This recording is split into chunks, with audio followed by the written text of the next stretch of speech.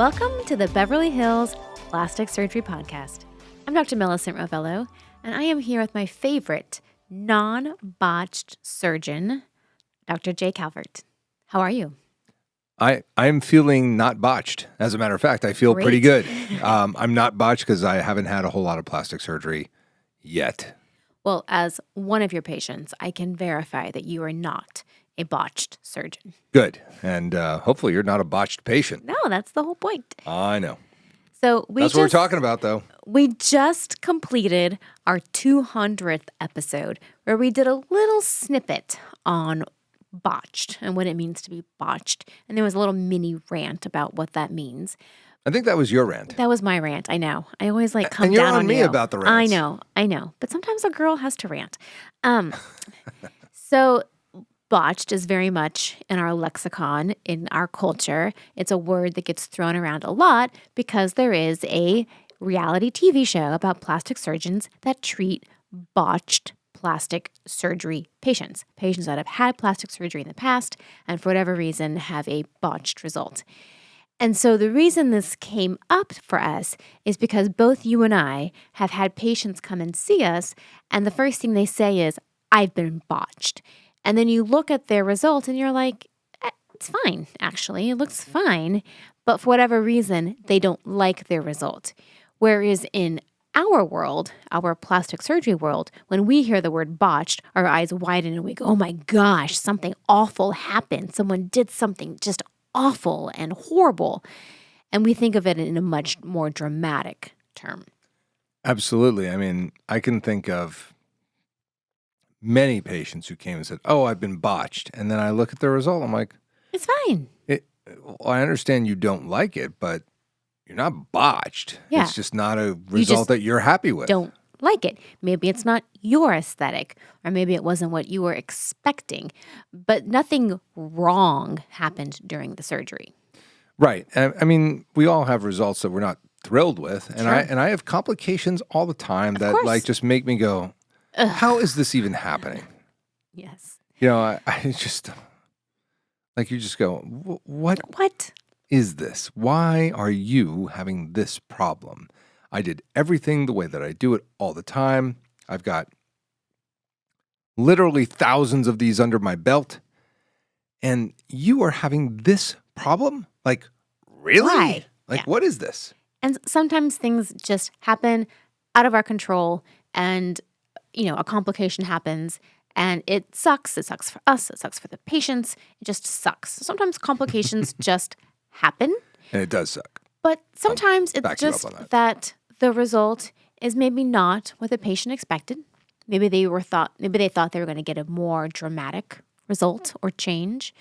Maybe they didn't realize the limitations of that given surgery for them. Or maybe the patient maybe the surgeon did a fine job, but maybe they didn't knock it out of the park like the patient expected. Totally. I mean, that happens. Those are all totally normal experiences. It doesn't mean that you are botched.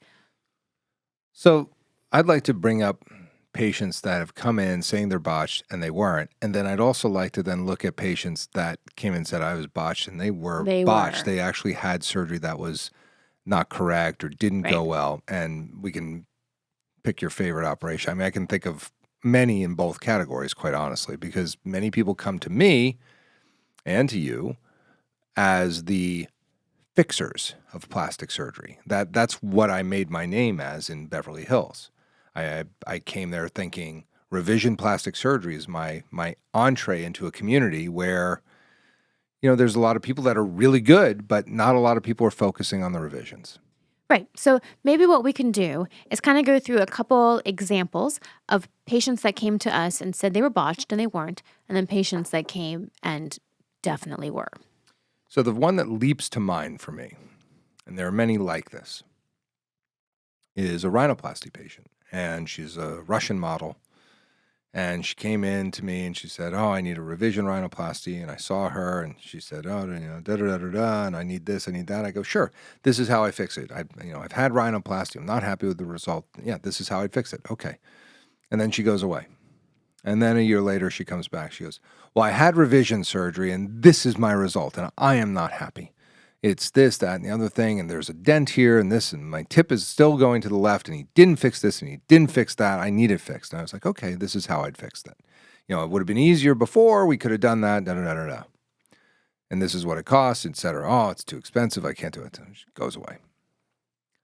A year later, she comes back. Oh, well, no. I had it fixed, and this is the result, and I'm so not happy. And I was like, okay, now you're here again. You've now had 3 operations, and you aren't happy. And again, this is how I fix it. She goes, well, I'm botched at this point. This doctor botched me. And I'm looking at her nose, and I'm like, look, you have a good result. And she goes, well, so-and-so did it. And I was like, okay. I go, and by the way, did you look at his website before you went to him? She's like, yeah, I did. I go, and did you see the way that he makes noses? And she goes, yeah, absolutely. I go, okay. So have you looked at your nose and looked at those noses on his website? Because that's what he does. You got that operation. You might be on the website. Absolutely, because I'm sure this surgeon, who is extremely competent, was like, I nailed it. Right. But she is not botched. That is a patient who is not happy with her result because she didn't go to the surgeon that was going to generate the result for her that she was looking for. And that, I believe, is just a miscommunication. It's on the patient to pick the surgeon whose before and afters you like because that's what you get. That's what you're going to get. That's what you get. Yeah. No, that's 1,000%. That is not botched. That's just an unhappy patient for XYZ factors. Not a bad operation. Right. Nose look fine. Okay. So what is a botched nose then? When someone comes to you and says they've been botched and you look at them and you go, oh yeah. Okay. So I had a patient like this recently, had one operation. She had a big hump and she had a droopy tip. And she comes in and the bridge is twisted. The tip is still droopy. It's off to one side. There's like a massive curve. The airway's not good. And pretty much everything about the operation was underdone. It wasn't that it was like, it just like it was unfinished. It was like it was 23% finished. Ooh.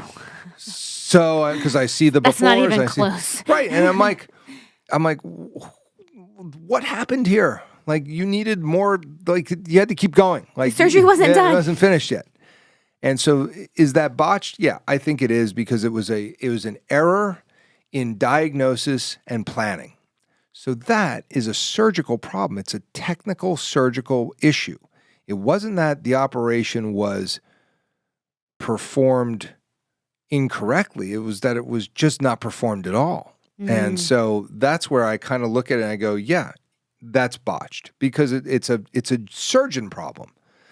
The other patient who didn't like her result, it's like, okay, well, you kind of got a great operation. Like everything's symmetric and as much as it can be. And it's, right. The dorsal aesthetic lines are good. And yeah, the nose is, short and the tip is rounded and whatever. But that's like kind of what they do. That's what they do. That's what they do. And if you look on the website, that's it. That's what you're going to get. So there's different, sort of categories here. There is the unhappy patient that just doesn't like the result, but the surgery was technically fine. Then there's the category of patients that had a technically fine or technically great surgery, but maybe had a complication. That's another. That created that's a whole different animal. A problem, but they're not botched. But I think you said it well. Botched is kind of a surgical error or it's an error incompletion. In execution. Yeah, like something happened that just didn't lend itself to the right outcome, but not because there's a complication or just because the patient doesn't like it. Right. So that's kind of the way that I see it is that when somebody is botched, it's because and I say this all the time about my own operations. I'm the last person to sit there and say I do everything right all the time, day in and day out. That is not true. That's impossible. It's impossible. So what I say is when things didn't go right, there was some sort of technical issue. It wasn't planned right. The diagnosis wasn't there. It wasn't executed properly. Whatever it is, the surgeon needed to be better that day. And better how, that's up for debate. Let's talk about it. But I really think that surgery will get better for everyone when surgeons step up and own the problems that are created by these operations when not performed absolutely to their best of their abilities or to the best of their diagnostic capabilities. It's a technical issue. And Right. I don't say that like, these people mean like it's not. It's just reality of surgery. For God's sake, it is. No It one's going to is. be perfect or like No, 100% every single day they walk into the OR. Sometimes there are going to be days when things just don't go right. of course. And I think as surgeons in general, I mean, that's sort of ingrained in our nature. We have what's called M&Ms as we go through training, morbidity and mortality conferences, where every week we have to get up there and present everything that went wrong on our service and what the problem was and how in the future that problem could be, prevented. And I think that that's important to carry through even once we are out of training, like evaluating our results, because we're all going to have problems as we go through our practice. It's inherent in being a human being that we're going to have issues. And to just be able to analyze it and be like, okay, I could have been better that day, and this is what I'm going to do to fix that going forward. Yeah, I mean, it's just, we're human. And I think the best surgeons that I know check their ego at the door when they walk into the OR. They just, you put your ego aside and you are there for your patient in every bit of your human capacity to do the best job that you can. And that's where I think the rubber meets the road and how you get better is, are you giving everything you can to this patient and are you giving them your all? And how you do that looks really different for a lot of people. Right. It's like, and are you learning and have you learned from, previous mistakes? of course. That is how one gets better.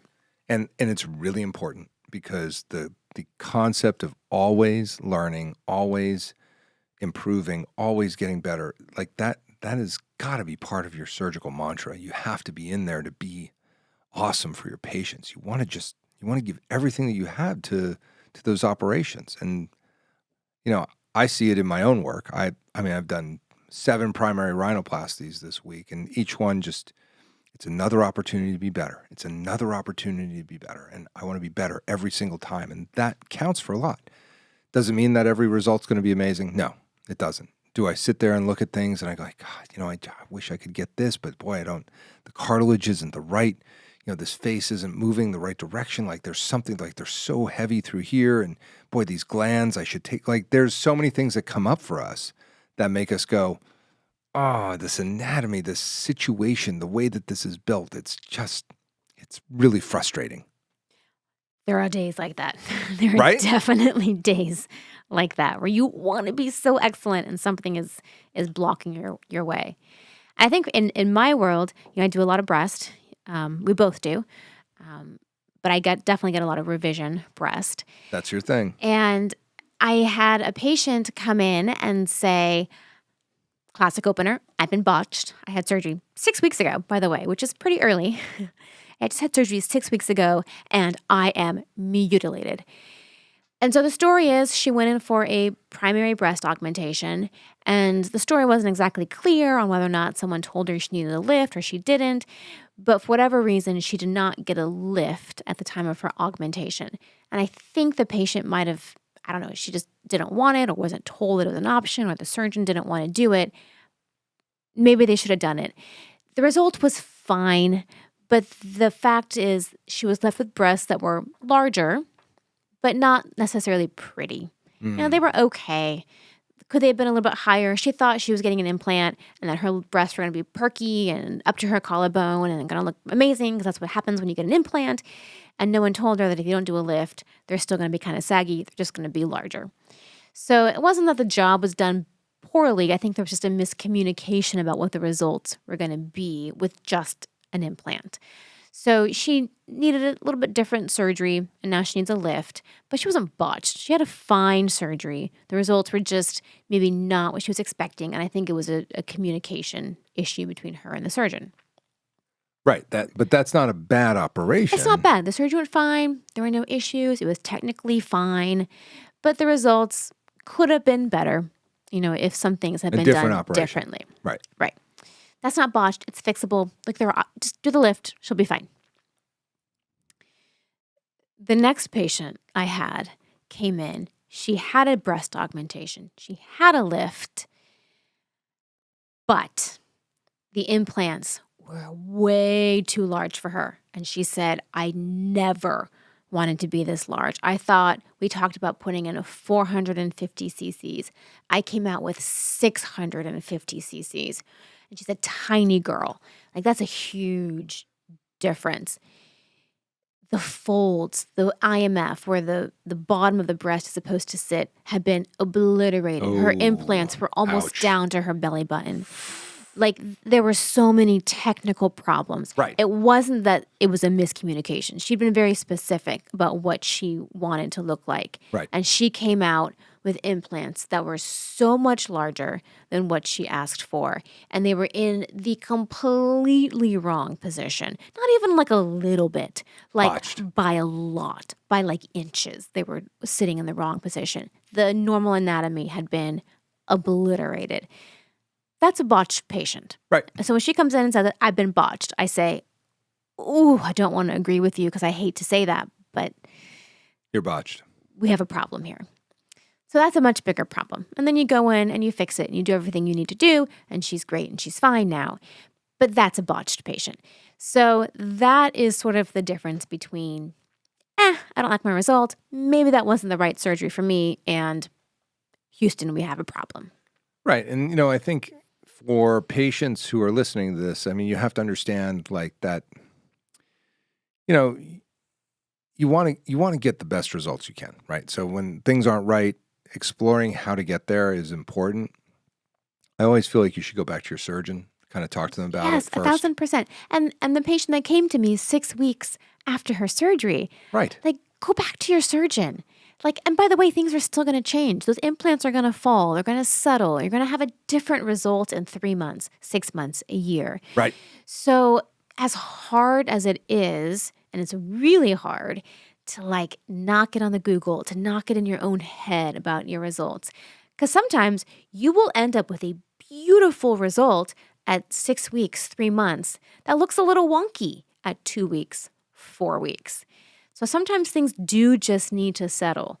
So being in communication with your original plastic surgeon who knows what they did, who knows what the outcome is supposed to look like, is super important because they have more information than we do. They were there at the time of surgery. That's right. They know what happened. They know what they were looking at. They know what obstacles were there. So stay with them, until you really just feel like you can't trust them or there's been a breach of trust. But 6 weeks is way too soon to determine, whether or not something's right or not. 100%. And I think that's really the difference is, you've got to explore it with your surgeon first. You really do, because they were there. They did the operation. And, you want to get as much as you can out of the situation. And if they can fix it, great. And if you're not confident, fine. Then find yourself a revision surgeon. They're out there. Right. 1,000%. Well, Dr. Rovelo, thank you for differentiating botched versus not botched. This patient is not. We should probably say what that comes from because we do that all the time. No, it's totally a Borat thing. So we're not just being weirdos. Yeah, this is a not joke from the Borat movie where this is not a botched patient. Correct. But that's not how the joke should go. Anyway, and it's not a joke when people are botched. It's a big flipping problem, isn't it? It is. It is because, often the fixes are not easy. They're not that easy. That case you just described, nightmare. Not easy. And the results are not guaranteed. And there may be future revisions. So it is a problem. Yes, it is. It's a problem. Well, so try to avoid being botched. Go to a board-certified plastic surgeon to get your surgery. Little plug. Check out the, American Board of Plastic Surgeons, or just come to Beverly Hills to us and we'll take care of you. Anything else? Nope, that's it.